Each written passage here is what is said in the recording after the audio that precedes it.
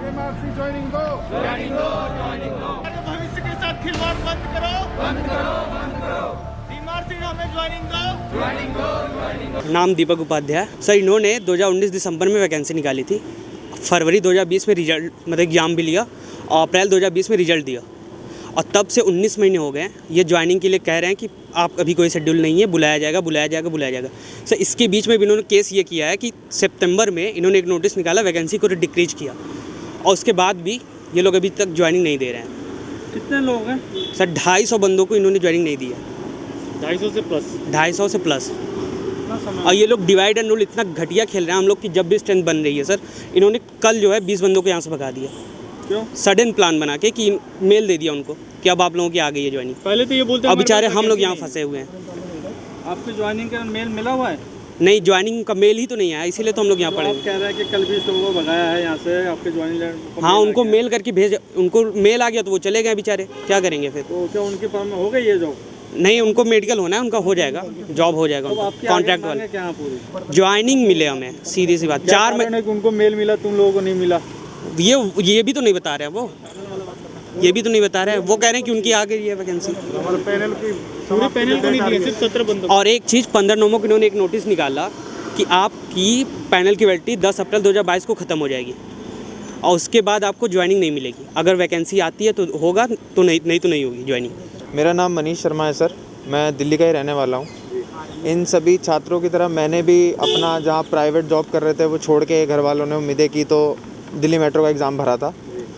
Exam clear हो गया क्योंकि घर वालों को भरोसा था, एग्ज़ाम क्लियर हो गया। दिल्ली मेट्रो का कभी ऐसा रहा नहीं है कि उन्होंने ज्वाइनिंग ना दी, हमें तो ऐसा ही लगा, हमें इंतज़ार करने के लिए कहा गया। अब क्योंकि मैं दिल्ली से ही हूँ और ऐसे कई लड़के होंगे जो दिल्ली मेट्रो में ही भर्ती चाहते होंगे, तो उन्होंने कहीं और फॉर्म भी नहीं भरे। किसी की एज निकल गई, किसी का कुछ और इशू हो गया, लेकिन दिल्ली मेट्रो ने भर्ती नहीं दी। परीक्षा कब देते हैं? कौन में देते हैं? सर ये परीक्षाएं इन्होंने भर्ती निकाली थी दिसंबर 2019 में और 2020 फरवरी में इन्होंने एग्ज़ाम ले लिया था। उसके बाद 2 महीने के अंदर अंदर इन्होंने रिज़ल्ट भी निकाल दिया था।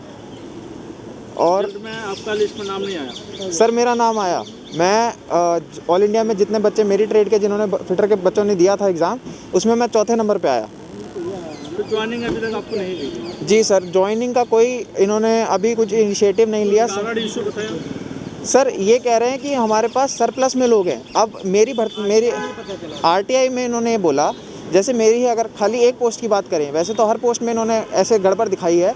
मेरी पोस्ट में फ़िटर के लिए इन्होंने कहा कि हमारे पास 491 फ़िटर पहले से ज़्यादा हैं। अगर आपके पास 491 पहले से ज़्यादा हैं तो आप 18 भर्ती क्यों निकालेंगे?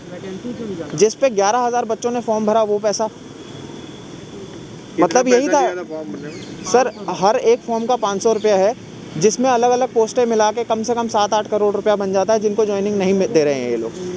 सीआरए के वैकेंसी सर 5 करोड़ तो उसी का बन जाता है, उन्हीं फॉर्म का। उन्होंने साफ साफ बोल दिया। अगर हमें भी कह देते वो अलग बात होती, लेकिन उन्होंने जब भी हम इनको मतलब कॉल करते या ईमेल करते या किसी भी जरिए से इनको कांटेक्ट करते तो यही कह रहे थे कि आपको बुलाया जाएगा, आपको बुलाया जाएगा, यही कहा गया। जब पिछली बार हम पिछले महीने यहाँ पे सब छात्र इकट्ठे हुए, तब यहाँ हमसे मिलने बड़ी मिन्नतें करने के बाद, क्योंकि हमने जोर दिया हम यहाँ से नहीं हटेंगे, तो इनके एचआर पर्सन आए दिल्ली मेट्रो के।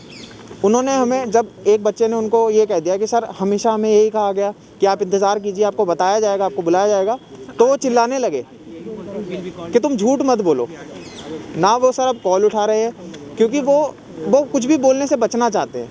मेरा नाम हुआ मनीष कुमार। देखिए RNE02 रेगुलर इलेक्ट्रॉनिक्स जो है, उसका जो रिज़ल्ट उन्होंने कोरोना लॉकडाउन के दौरान, जब पूरे देश में लॉकडाउन था, ये जानते हुए कि हमारी पैनल की वैलिडिटी 2 साल है, इन्होंने पैनल को जारी किया और अब नोटिस दे दिए कि 13 अप्रैल 2022 को पैनल की वैलिडिटी ख़त्म हो जाएगी, तब वैकेंसी आएगी तो हम बुलाएंगे, अदरवाइज वैकेंसी कैंसिल। तो मेरी मुख्य डिमांड ये है कि चाहे ऑपरेशन में हो या प्रोजेक्ट में, जहाँ भी वैकेंसी हो पूरे भारत में कहीं भी, हमें नियुक्ति दीजिए ताकि हम ज्वाइन कर सकें और पैनल वैलिडिटी को अनलिमिटेड कर दीजिए। इस एडवर्टाइजमेंट में वर्णित पदों के अनुसार जितने भी बंदे हैं उन सबको ज्वाइन कराइए, चाहे 1 साल हो या 2 साल हो। पैनल वैलिडिटी में छूट दिया जाए कोरोना की वजह से। हम आपके कितने बंदे हैं?